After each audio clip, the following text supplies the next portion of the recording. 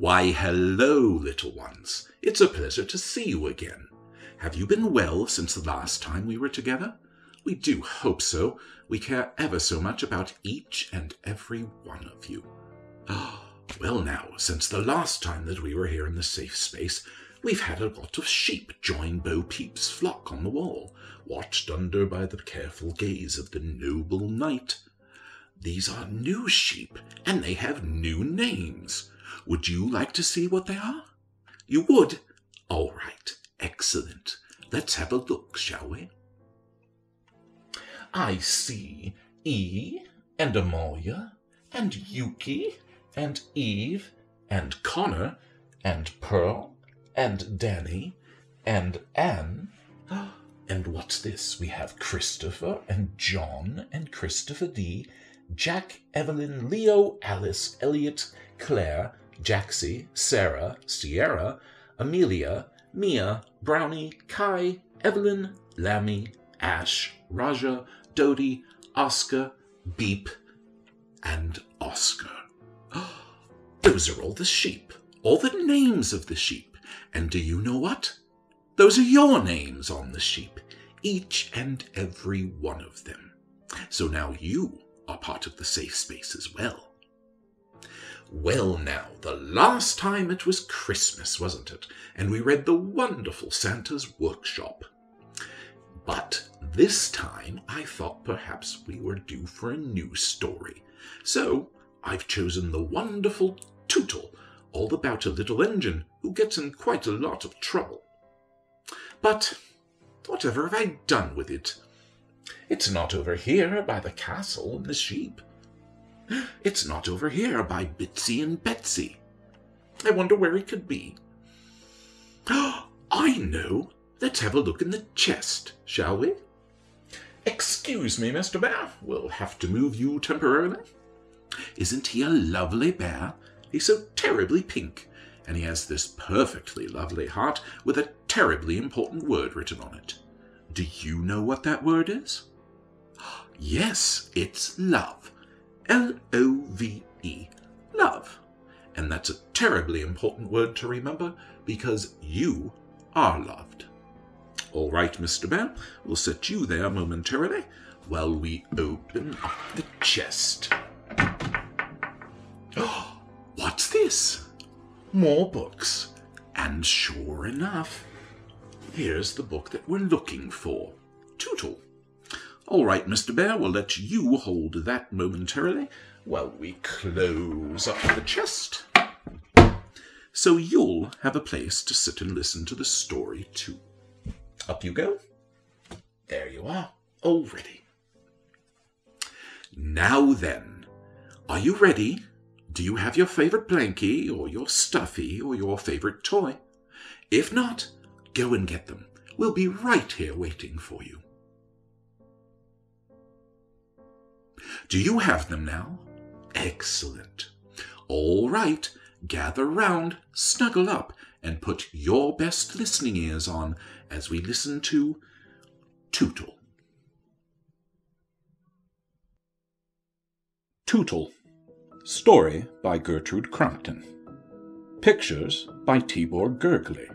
Far, far to the west of everywhere is the village of Lower Train Switch. All the baby locomotives go there to learn to be big locomotives.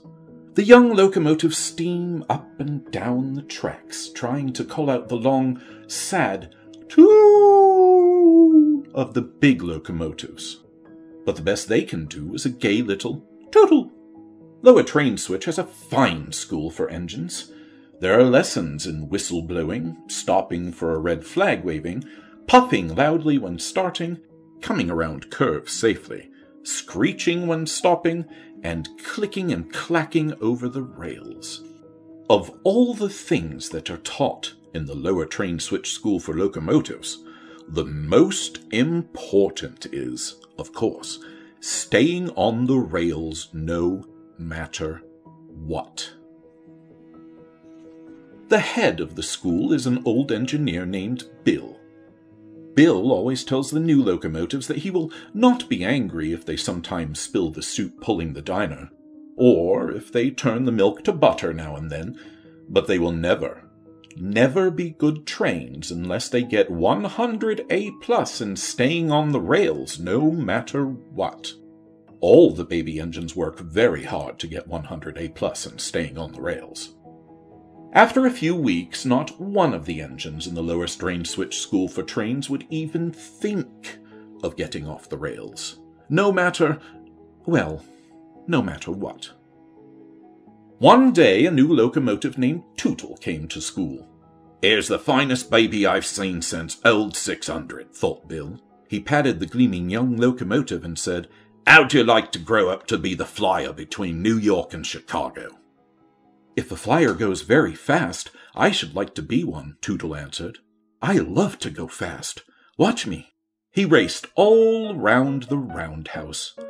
Good, said Bill. "You must study whistle-blowing, puffing loudly when starting, stopping for a red flag waving, and pulling the dyno without spilling the soup. But most of all, you must study staying on the rails no matter what. Remember, you can't be a flyer unless you get 100 A+ in staying on the rails." Tootle promised that he would remember and that he would work very hard. He did, too. He even worked hard at stopping for a red flag waving. Tootle did not like those lessons at all. There was nothing that a locomotive hates more than stopping. But Bill said that no locomotive ever kept going when he saw a red flag waving. One day, when Tootle was practicing for his lesson in staying on the rails no matter what, a dreadful thing happened. He looked across the meadow he was running through and saw a fine, strong black horse. "Race you to the river!" shouted the black horse and kicked up his heels. Away went the horse. His black tail streamed out behind him, and his mane tossed in the wind. Oh, how he could run! "Here I go," said Tootle to himself. "If I'm going to be a flyer, I can't let a horse beat me," he puffed. "Everyone at school will laugh at me." His wheels turned so fast that they were silver streaks. The cars lurched and bumped together, and just as Tootle was sure he could win, the tracks made a great curve. "Oh, whistle!" cried Tootle. "That horse will beat me now. He'll run straight while I take the great curve." Then the dreadful thing happened. After all that Bill had said about staying on the rails no matter what, Tootle jumped off the tracks and raced alongside the black horse. The race ended in a tie. Both Tootle and the black horse were happy. They stood on the bank of the river and talked. "It's nice here in the meadow," Tootle said. When Tootle got back to school, he said nothing about leaving the rails. But he thought about it that night in the roundhouse. "Tomorrow I will work hard," decided Tootle. "I will not even think of leaving the rails, no matter what." And he did work hard. He practiced tootling so much that the mayor himself ran up the hill, his green coat tails flapping, and said that everyone in the village had a headache and would he please stop tootling. So Tootle was sent to practice staying on the rails no matter what. As he came to the great curve, Tootle looked across the meadow. It was full of buttercups. "It's like a big yellow carpet. How I should like to play in them and hold one under my searchlight to see if I like butter," thought Tootle. "But no, I'm going to be a flyer, and I must practice staying on the rails no matter what."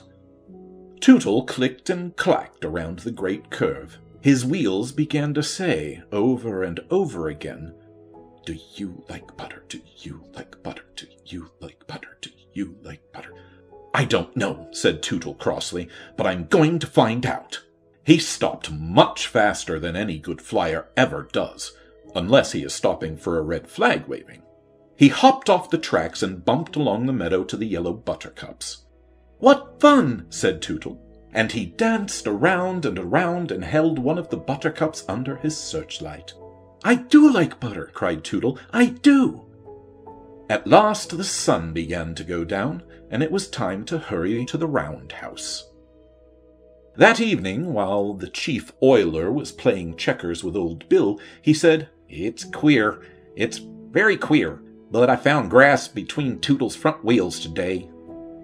Said Bill. "There must be grass growing on the tracks." "Not on our tracks," said the day watchman, who spent his days watching the tracks and his nights watching Bill and the chief oiler play checkers. Bill's face was stern. "Tootle knows he must get 100 A+ in staying on the rails no matter what if he's going to be a flyer." Next day, Tootle played all day in the meadow. He watched a green frog and he made daisy chains. He found a rain barrel and he said softly, "Toot!" "Toot!" shouted the barrel. "Why, I sound like a flyer already!" cried Tootle. That night, the first assistant oiler said that he had found a daisy in Tootle's bell. The day after that, the second assistant oiler said that he had found hollyhock flowers floating in Tootle's 8 bowls of soup. And then the mayor himself said that he had seen Tootle chasing butterflies in the meadow. The mayor himself said that Tootle had looked very silly too. Early one morning, Bill had a long talk with the mayor himself. When the mayor himself left the lower train switch school for locomotives, he laughed all the way to the village. Bill's plan surely put Tootle back on the track, he chuckled. Bill ran from one store to the next, buying 10 yards of this and 20 yards of that, and all you have of the other. The chief oiler and the first, second, and third assistant oilers were hammering and sawing instead of oiling and polishing. And Tootle? Well, Tootle was in the meadow watching the butterflies flying and wishing that he could dip and soar as they did. Not a store in Lower Train Switch was open the next day, and not a single person was at home. By the time the sun came up, every villager was hiding in the meadow along the tracks, and each of them had a red flag. It had taken all the red goods in Lower Train Switch, and hard work by the oilers, but there was a red flag for everyone. Soon Tootle came tootling happily down the tracks. When he came to the meadow, he hopped off the tracks and rolled along the grass. Just as he was thinking what a beautiful day it was, a red flag poked up from the grass and waved hard. Tootle stopped, for every locomotive knows he must stop for a red flag waving. "I'll go another way," said Tootle. He turned to the left, and up came another waving red flag, this time from the middle of the buttercups. When he went to the right, there was another red flag waving. There were red flags waving from the buttercups, in the daisies, under the trees, near the bluebird's nest, and even one behind the rain barrel. And of course Tootle had to stop for each one, for a locomotive must always stop for a red flag waving. "Red flags," muttered Tootle. "This meadow is full of red flags. How can I have any fun? Whenever I start, I have to stop. Why did I think this meadow was such a fine place? Why don't I ever see a green flag?" Just as the tears were ready to slide out of his boiler, Tootle happened to look back over his coal car. On the track stood Bill, and in his hand was a big green flag. "Oh," said Tootle. He puffed up to Bill and stopped.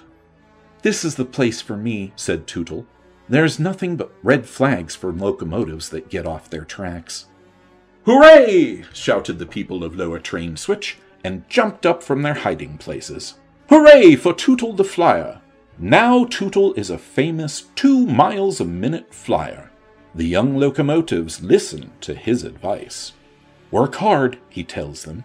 Always remember to stop for a red flag waving. But most of all, stay on the rails, no matter what. Oh, and look at all of the locomotives there. One of them's looking to the side. Do you think he's looking for that red flower? Ooh, and these must be the oilers and the gentlemen who tend to the engines. The end.